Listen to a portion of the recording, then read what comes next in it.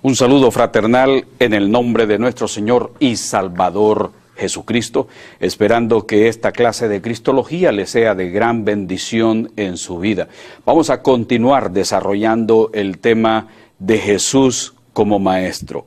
Y hemos estado tratando de hacer el enfoque sobre el contexto en que nuestro Señor Jesucristo se desenvolvió, el contexto en el cual Él se desarrolló y los distintos grupos que en ese tiempo habían, grupos religiosos, grupos políticos, un poco de estos combinados y también aquellos sectores que vivían marginados completamente, a los cuales el Señor orientó la buena noticia, orientó el Evangelio, las buenas nuevas de salvación. Hacia esos Él se proyectó en sus necesidades. Tomó un grupo de hombres, los capacitó a esos 12 en el camino. No era el maestro como el grupo de los filósofos, como decíamos en la clase anterior, que se sentaban y tenían un grupo selecto de escogidos, los cuales ellos iban aprendiendo de la manera de pensar, de la manera de filosofar de su maestro. En este caso, Jesús no tiene o no emplea la misma fórmula o el mismo tipo de enseñanza, el mismo proceso de enseñanza-aprendizaje. No, lo que hace nuestro Señor Jesucristo, o lo que hizo nuestro Señor Jesucristo con el grupo de los discípulos, es las enseñanzas del camino. Vas a aprender en el camino, en la práctica, no refugiados entre cuatro paredes, sino en el camino. Cada situación que se fue presentando, de esa Él sacaba la oportunidad para enseñarle a sus discípulos. De esa situación Él aprovechaba para enseñar acerca del trigo, acerca de las cosechas, acerca de los trabajadores de la finca. De diferentes situaciones Él sacaba las enseñanzas, de una sanidad, de la sanidad de la vista de alguien, de una situación de la sanidad de un paralítico, incluso de la resurrección. Él se manifestó como Kyrios, como Señor. Entonces los discípulos iban aprendiendo en el camino. Si los discípulos disputaban por alguna situación, de ahí el Señor sacaba la enseñanza. Si miraban que algunos estaban tomando los alimentos, entraban a tomar de las espigas y todo eso, y miraba que el grupo religioso empezaba a cuestionarlos, de ahí Él les daba una enseñanza, sacaba una enseñanza. Así es que los discípulos son los del camino. Lógicamente que en esta clase siempre tratamos de ver un poquito la interpretación de la situación, del contexto en que se dieron estos elementos, pero también un poquito de la aplicación a nuestros tiempos. Que de hecho la metodología que nosotros empleamos en el mundo occidental acerca de el aprendizaje de la palabra de Dios es un poco lo que Pablo Freire decía, es una educación bancaria, es decir, venimos a la iglesia, nos sentamos ahí y el maestro de escuela dominical o el pastor es el que está discursando. Y hoy últimamente, en los últimos tiempos, en el último siglo, lo que se ha visto es el surgimiento de personalidades, hombres y mujeres, a los cuales se les escucha discursando, se les escucha exponiendo sus temas o cómo ellos creen que debería ser la interpretación en predicaciones, en clases, en seminarios, en talleres, pero son estas personas que están discursando de lo que ellos dicen que se les ha revelado, de lo que ellos interpretan que Dios les ha dado a conocer. Pero esto es una metodología que está un poco distinta, o se ha separado, mejor dicho, de lo que el Señor Jesús nos enseñó. Él era el maestro del camino. Por ejemplo, nosotros tenemos mucha gente en las iglesias, pero muy poco les hemos enseñado quizás en la práctica, en la vida práctica, por supuesto, cómo orar por un enfermo. Este es el esquema que se ha tenido por mucho tiempo. Por ejemplo, Se espera que si alguien se enfermó, a aquel hombre al cual hemos contratado como pastor sea el que esté en la obligación de visitarlo. Se espera que si alguien está en la cárcel, decimos, no, que lo visite el pastor o que lo visite su maestro de escuela dominical. Y esos son los esquemas que se nos han interiorizado y juzgamos la manera de actuar de los maestros, la manera de actuar de los pastores por medio de estos parámetros.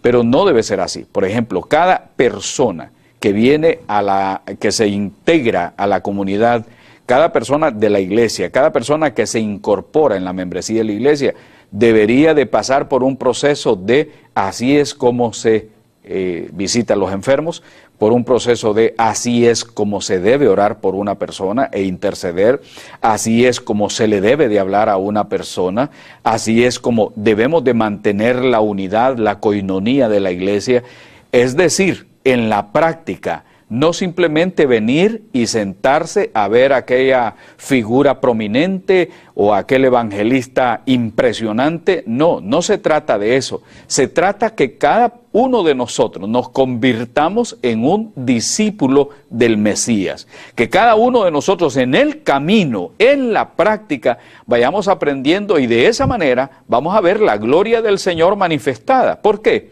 Porque Él dijo, id por todo el mundo y predicad el Evangelio. Él no dijo, venid y meteos en la iglesia y encuevaos ahí. No dijo eso, sino que lo que Él quería era que nosotros saliéramos. No que utilizáramos el templo como una cueva, como el lugar donde nos vamos a refugiar, sino de salir.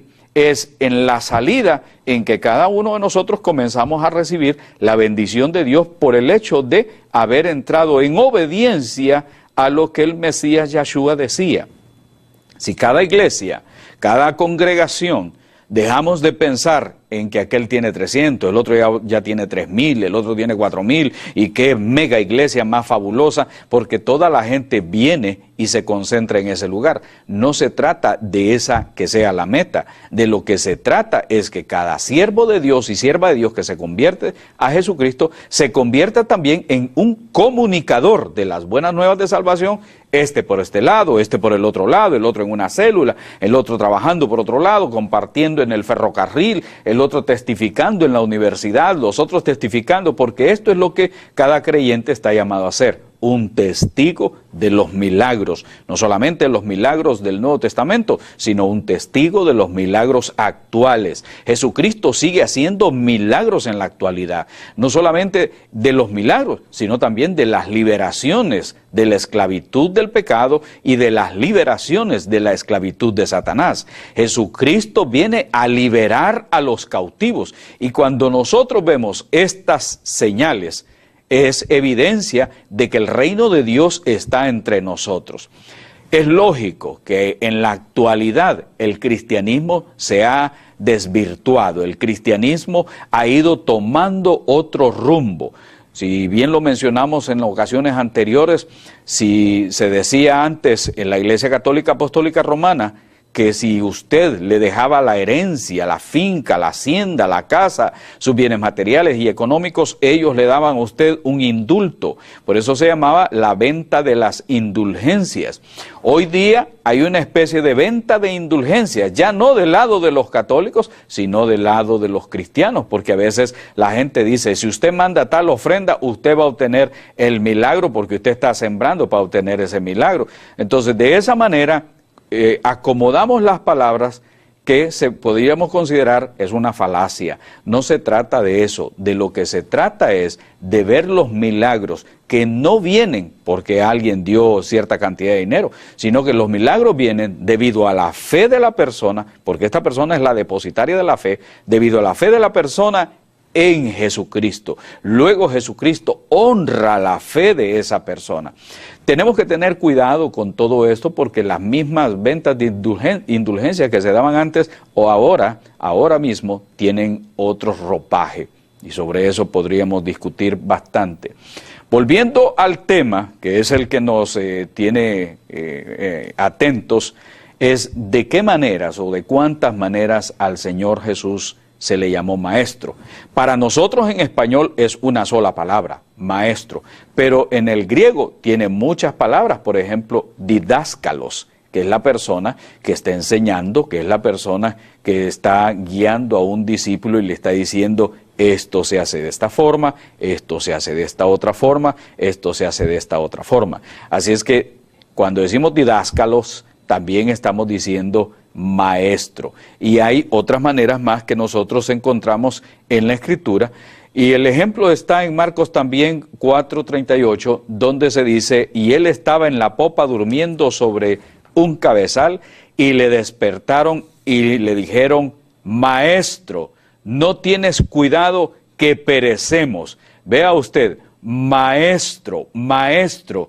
Y en Juan capítulo 13, verso 13 dice, vosotros me llamáis maestro y señor, y decís bien porque lo soy. Vosotros me llamáis didáscalos y quirios, y decís bien porque lo soy. Claro que sí, él era el didáscalos, es decir, él era el maestro. Ahora bien, como lo dije en la clase anterior, no solamente se le llamaba de esa manera, sino también rabí o raboni, que encontramos en la Escritura. En arameo, raboni, y en griego, rabí, que significa también rab o rabí, mi maestro o mi maestro. La persona que me orienta, la persona que me enseña, la persona que me capacita. Él es mi rabí, de ahí viene también la palabra rabino, él es mi didáscalos, la persona que me va ayudando a entender las cosas de la vida, a cómo debe ser mi conducta, qué es lo que yo debo de aprender. Jesús como didáscalo tomaba de cada situación un ejemplo para enseñar. Es más fácil que pase el camello por el ojo de una aguja que el rico en el reino de los cielos. Tomó como ejemplo la aguja, algunos le llamaban a la aguja una puerta, por donde una puerta muy pequeña, es más fácil que entre ese camello por esa puerta llamada la aguja, o también, como dicen algunos, el nudo de camello por una aguja. Eso es casi que imposible, decían ellos. Entonces, de eso él sacó un ejemplo, y de tantas otras cosas él sacaba ejemplo. De la otra manera que se le llamaba también era epístates, como lo vemos ahí en pantalla. Y este término epístates, que se traduce en el español como maestro, pero si usted va a los originales del Nuevo Testamento, usted va a encontrar que la palabra epístates significa también jefe y comandante. Es interesante.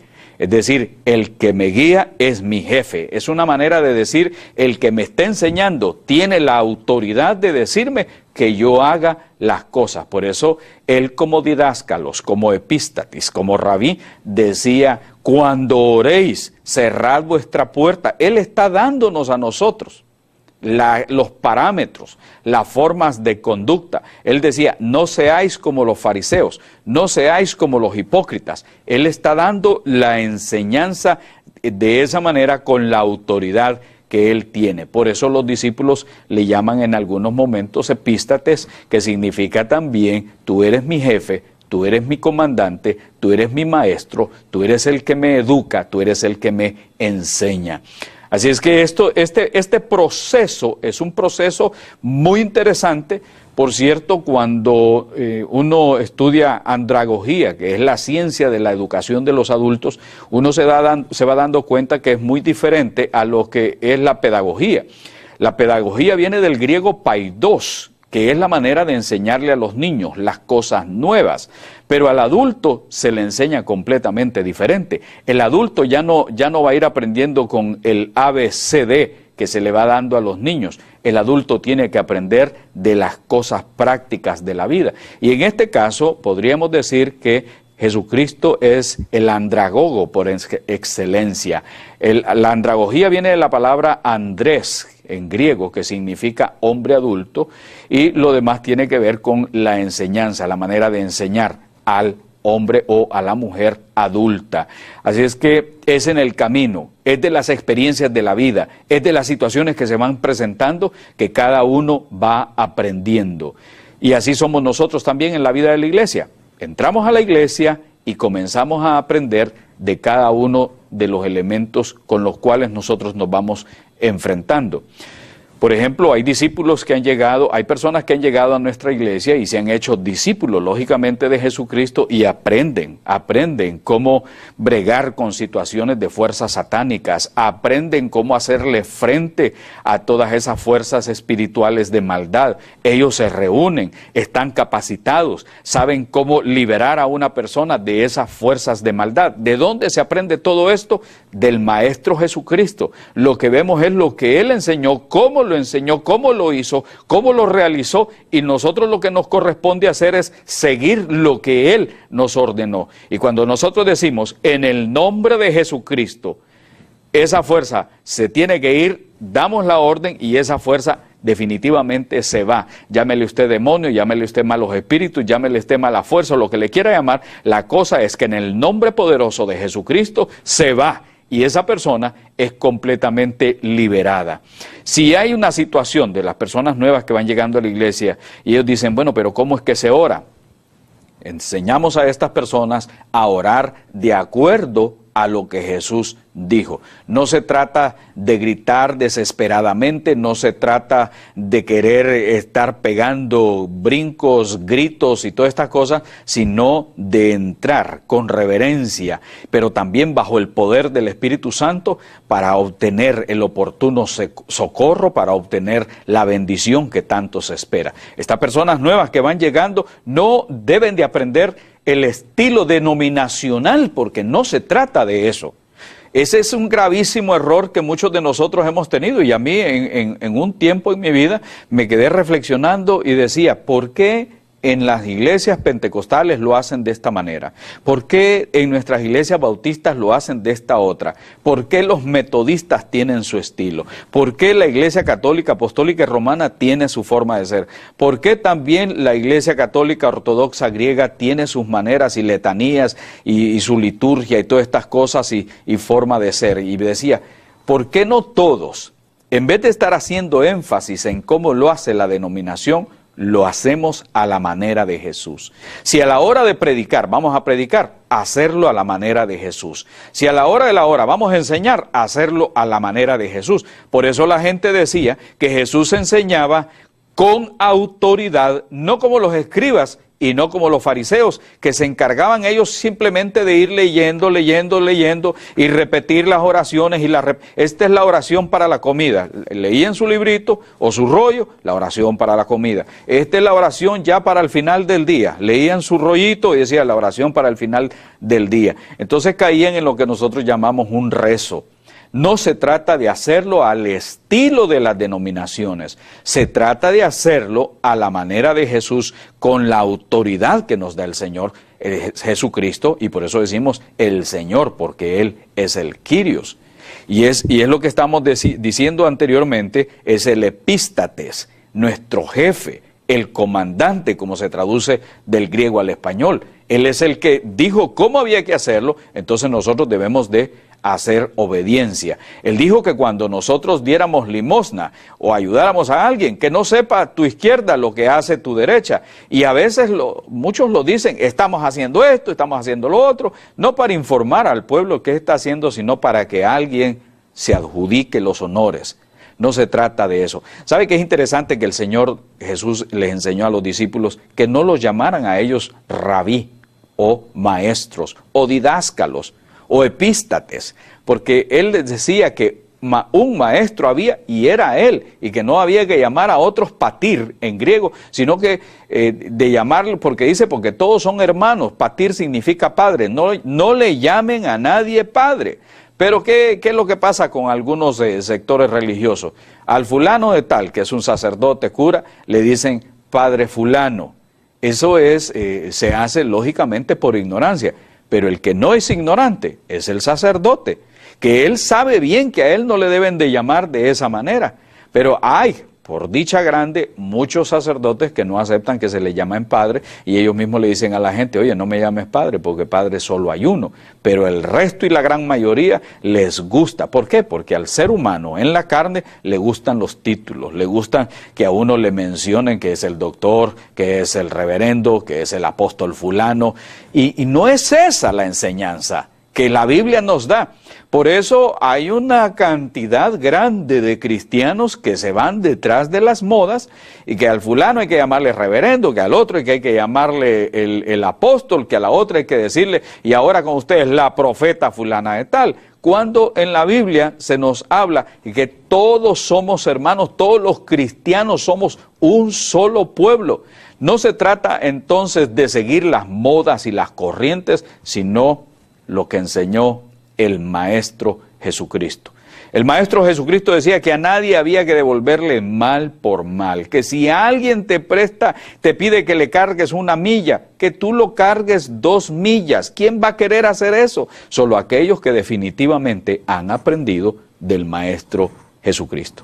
Así que mis amados amigos y hermanos, tenemos mucho que aprender de toda esta situación, porque encontramos nosotros también en la Escritura muchos pasajes bíblicos que nos ayudan a comprender eso, pero sobre todo el de Juan 13:13, vosotros me llamáis Maestro y Señor, y bien decís, porque lo soy. Él es el didáscalos, Él es el que nos enseña. Por eso, como repito, el Señor le dijo a los discípulos que ellos tenían que ser ejemplo de humildad para los nuevos que iban a venir. Ellos tenían que ser ejemplos de amor para los nuevos que se iban a incorporar en el rebaño. Ellos tenían que ser ejemplos de perdón por los nuevos que iban a entrar al rebaño. Si los nuevos que entran al rebaño encuentran que los que estamos adentro del rebaño somos orgullosos, entonces, ¿qué es lo que van a aprender ellos? Que hay una dualidad. Si ellos vienen a la iglesia y encuentran que hay falta de perdón, ¿qué es lo que van a aprender ellos? Que hay una dualidad entre lo que se dice y lo que se hace. Y ese es el problema que existen en la mayoría de nuestras organizaciones y que por supuesto nosotros tenemos que combatir completamente todo eso porque no es la voluntad del Señor. Así es que el hecho es que cada uno de nosotros debemos observar las enseñanzas, especialmente las del Sermón del Monte, que son las más fuertes. Si nosotros hacemos lo que ahí se dice en las bienaventuranzas, en el Sermón de la Montaña y en el resto de los evangelios, nuestras vidas van a ser completamente diferentes. Religiosidad, cualquiera puede aprender a hacerla. Cualquiera puede entrar a una iglesia, especialmente las iglesias católicas, y decir por mi culpa, por mi grandísima culpa. Cualquiera puede aprenderse el rosario, cualquiera puede aprenderse las letanías, cualquiera puede aprenderse todo lo que tiene que ver con las procesiones y las oraciones de las procesiones. Lo mismo sucede en la iglesia evangélica. Cualquiera puede entrar y puede leer un salmo, cualquiera puede entrar y puede hacer una oración. Y cualquiera puede entrar y puede entonar un cántico. Todas esas cosas se pueden aprender y se pueden hacer, pero muchas personas se resisten especialmente a aprender lo que es compasión, se resisten a aprender lo que es humildad, se resisten a aprender lo que es misericordia quiero y no sacrificio, se resisten a aprender que debemos de amarnos los unos a los otros, no despedazarnos los unos contra los otros. Muchos se resisten a aprender que es más bienaventurado dar que recibir. Muchos se resisten a aprender que si un hermano te pide una capa, tienes que darle el abrigo completo, tienes que darle más de eso. Muchas personas se resisten a aprender. Lo otro es fácil aprenderlo, pero las enseñanzas de Jesús, que son prácticas de la vida diaria, que tiene que ver con los grandes valores morales y espirituales, como lo es la justicia, la compasión, la misericordia, el amor, el darnos a los demás, eso para muchos es muy difícil.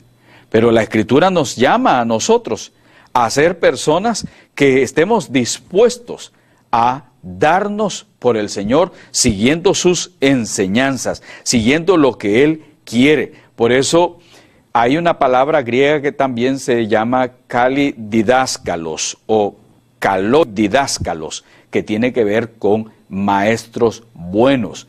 Hay un kalodidáscalos muy diferente a los pseudodidáscalos. El kalodidáscalos se traduce como maestros buenos o maestras buenas.